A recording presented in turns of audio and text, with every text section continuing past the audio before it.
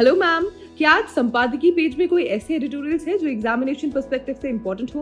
हाँ, एक आर्टिकल आया रोग प्रतिरोधक दवाओं को लेकर के, तो हम इसे बहुत ही शॉर्ट में समझ लेते हैं।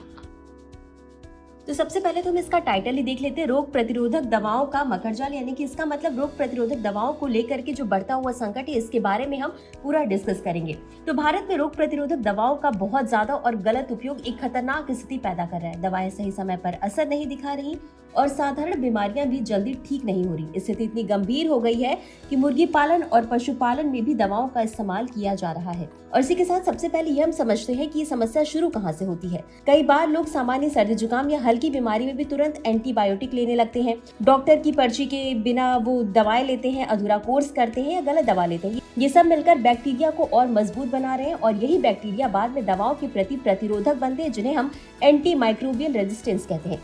भारतीय आयुर्विज्ञान अनुसंधान परिषद की एक रिपोर्ट आई, उसके अनुसार देश में हर साल लगभग 7 लाख लोग एंटीबायोटिक दवाओं के प्रति प्रतिरोधक से जुड़ी बीमारियों से प्रभावित होते हैं और WHO का अनुमान है कि अगर इस समस्या पर रोक नहीं लगी तो 2050 तक भारत समेत विश्व में इस स्थिति से करीब 1 करोड़ लोगों की मौत प्रति वर्ष हो सकती है।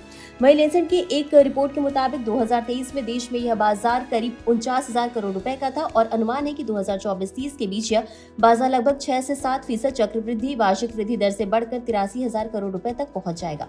और इसी के साथ भारत जो है विश्व का तीसरा सबसे बड़ा रोग प्रतिरोधक दवाओं का उत्पादक देश है। 2024 में कुल पंजीकृत चिकित्सकों की संख्या 13 लाख है और इनमें से 10.4 लाख एलोपैथिक और 4.5 लाख आयुष चिकित्सक हैं। वहीं WHO के मानक के अनुसार 1000 की आबादी पर कम से कम एक चिकित्सक होना चाहिए, लेकिन भारत में 1000 की आबादी पर मात्र 0.7 चिकित्सक ही उपलब्ध है। और रिपोर्ट के अनुसार देश में 1.55 लाख उप स्वास्थ्य केंद्र, 25,000 प्राथमिक स्वास्थ्य केंद्र और 5600 सामुदायिक स्वास्थ्य केंद्र और इनमें से लगभग 65 से 70% स्वास्थ्य केंद्र ग्रामीण इलाकों में स्थित है। अब समझ लेते हैं कि WHO ने रोग प्रतिरोधक दवाओं को 3 श्रेणियों में वर्गीकृत किया है। पहला, वे दवाएं जो सामान्य संक्रमण के लिए सुरक्षित है और इनका शरीर पर कोई ज्यादा नकारात्मक प्रभाव नहीं पड़ता। दूसरा है, उन दवाओं को रखा गया जिनका इस्तेमाल सीमित तौर पर ही किया जाता है और इनके लिए निगरानी जरूरी। और तीसरी और अंतिम श्रेणी है, वे दवाएं जिनमें केवल जीवन रक्षक स्थिति में ही इस्तेमाल किया जाना चाहिए। हालांकि इंसानों के साथ साथ ही कृषि और पशुपालन क्षेत्र में भी रोग प्रतिरोधक दवाओं का अंधाधुंध उपयोग होने लगा है, खासतौर से मुर्गी पालन और पशुपालन में। और इसी के साथ भारत में रोग प्रतिरोधक दवाओं की कुल खपत का 50% से अधिक हिस्सा पशुपालन में इस्तेमाल होता है।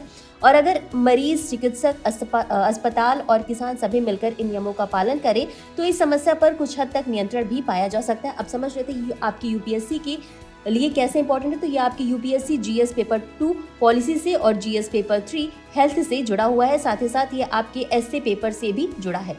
तो आज के लिए बस इतना ही। धन्यवाद।